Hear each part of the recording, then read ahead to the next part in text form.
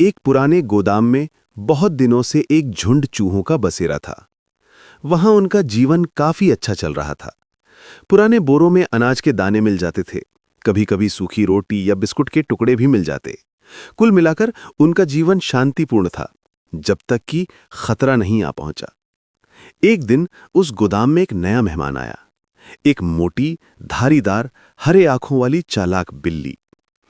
पहले दिन किसी ने उसे ठीक से देखा भी नहीं, लेकिन रात के अंधेरे में उसकी आंखें आग की तरह चमक रही थीं।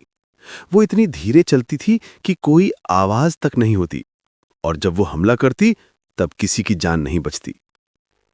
पहली ही रात 2 चूहे गायब हो गए, किसी को पता ही नहीं चला कैसे। दूसरी रात एक और गायब। अब चूहों के समाज में डर फैल गया। कई चूहे खाने की खोज में बाहर निकलना बंद कर चुके थे। कुछ पुराने बक्सों के अंदर छिपे रहते।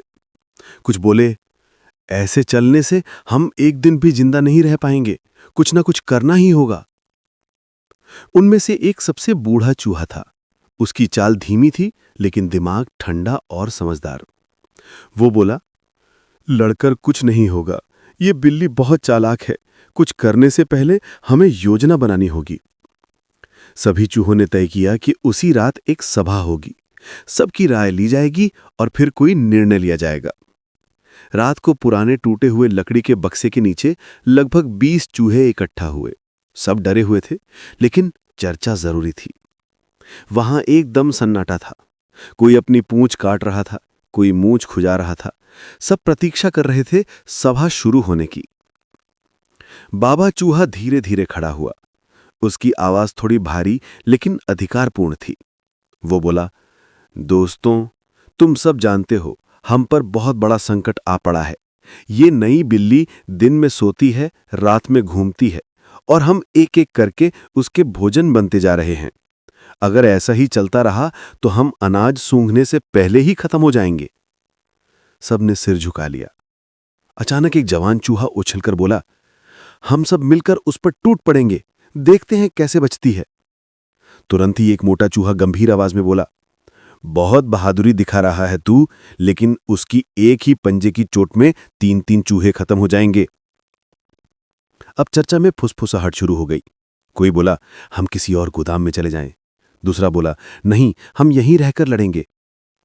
तब बाबा चूहा फिर बोला, नहीं, भागने से कुछ नहीं होगा। जहां भी जाएंगे कोई ना कोई बिल्ली मिल ही जाएगी। हमें ऐसा कुछ करना होगा जिससे हम पहले से जान जाएं कि बिल्ली आ रही है।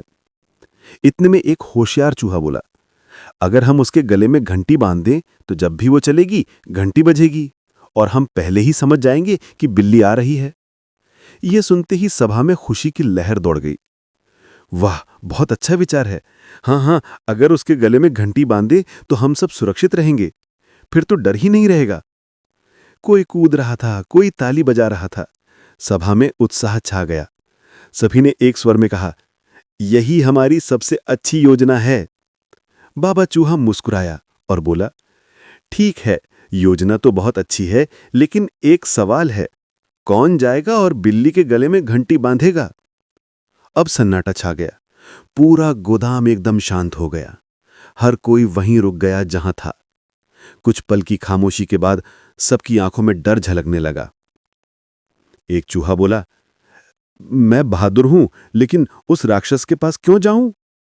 दूसरा बोला, मेरे पैर भारी हैं, मैं तो उसके पास पहुंचने से पहले ही पकड़ा जाऊंगा। तीसरा बोला, मैंने तो सिर्फ आइडिया दिया है, काम मैं नहीं करूंगा। बाबा चूहा ने गहरी सांस ली और बोला, देखा तुमने, विचार बुरा नहीं है, लेकिन अगर कोई काम करने वाला ना हो तो सबसे अच्छी योजना भी बेकार हो जाती है। उस रात सभा समाप्त हो गई। कोई कुछ न बोला। सब चुपचाप अपने बिलों में लौट गए। घंटी बांधने का सपना हवा में खो गया। अगले दिन फिर वही हुआ।